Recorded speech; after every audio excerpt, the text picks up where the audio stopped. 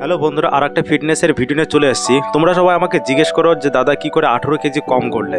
এই ফিটনেসের তোমার রহস্য কি, তুমি খাও কি, মর্নিংয়ে ব্রেকফাস্টটা তুমি কী দিয়ে স্টার্ট করো।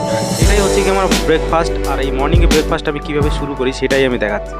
তো শুরুতে আমি হচ্ছে গিয়ে 1 গ্লাস গরম জলের সঙ্গে লেবু মিশিয়ে, আধা লেবু মিশিয়ে, সেটাই আমি সকাল থেকে শুরু করি। তো সকাল থেকে লেবু জলটা খাওয়ার পর তারপর আধা ঘন্টা পর আমার ব্রেকফাস্টটা শুরু করি। সেটা হচ্ছে গিয়ে ম্যাক্সিমাম দিন আমি শশাটাকে ছোট ছোট করে কুচি করে, এটা খুব টেস্টি খাবার, আমার তো ভীষণ ভালো লাগে, তোমাদের কি লাগে জানি না। অন্তত কচুরি, সকালবেলা রুটি বা পাউরুটি বা সাদা ব্রেড যেগুলো হয় সেইগুলোর থেকে অনেক সুন্দর টেস্টি লাগে। তোমরা যদি এটাকে টেস্টি করে বানাতে পারো তো খুবই ভালো। তো একটা শশা, আমি একটু মাঝারি সাইজের শশাটাকে কুচিয়ে নিই, একদম ছোট ছোট করে কুচিয়ে নিই। তো শশাটাকে কোচানোর পরে যখন সম্পূর্ণ কোচানো হয়ে যায় তারপর আমি ওর সঙ্গে একটা গাজর অ্যাড করি। তো শশা সকালবেলা খেলে কী হচ্ছে, শশাতে এত ক্যালোরি কম থাকে যে 100 গ্রাম শশাতে মাত্র 80 ক্যালোরি থাকে। তো সকালবেলা তুমি যে খাবারটা স্টার্ট করবে না, সেই খাবারটা যেন 200 ক্যালোরির উপরে না যায়।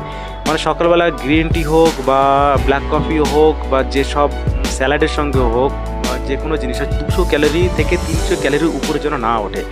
তুমি সারা দিনে মোটামুটি 1500 থেকে 2000 ক্যালোরি কনজিউম করতে পারো।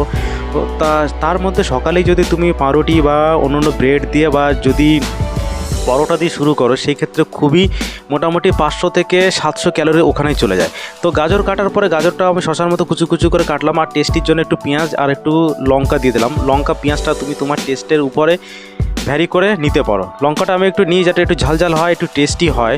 তো লঙ্কাটাকে ছোটো ছোটো করে কুচি করলাম, যে একটা বড় বড় লঙ্কা যেন গালে না বাঁধে, আবার ঝালটাও বেশি না লাগে। তারপরে আমি এখানে কী করলাম, সবথেকে সিক্রেট হচ্ছে এই দইটা। তো দইয়ে মোটামুটি প্রোটিনটাও থাকে, আর টেস্ট করার জন্য এটা হচ্ছে কি টক দই, আর আমি একটু বিট লবণ দিয়ে দিলাম। তো বিট লবণটা দিয়ে মিক্স করার পরে এটাকে মোটামুটি আমি 2 থেকে 3 মিনিট রেখে দিই। 2-3 মিনিট রাখার পরে এটা যে স্মেলগুলো থাকে সেই স্মেলগুলো চলে যায়। তারপরে আমি একটা ডবল ডিমের পোচ করে নিলাম, আধা ভাজা করে। তো পোচে কি হচ্ছে, এখানে আমি মোটামুটি 6 গ্রাম করে প্রোটিন পেয়ে যাচ্ছি, আর সঙ্গে 2-3টে করে খেজুর নিয়ে নিই। তো সকালে ব্রেকফাস্টটা আমার এখানে হয়, আর এই খাবারটা আমি দীর্ঘ 3 বছর ধরে খাচ্ছি।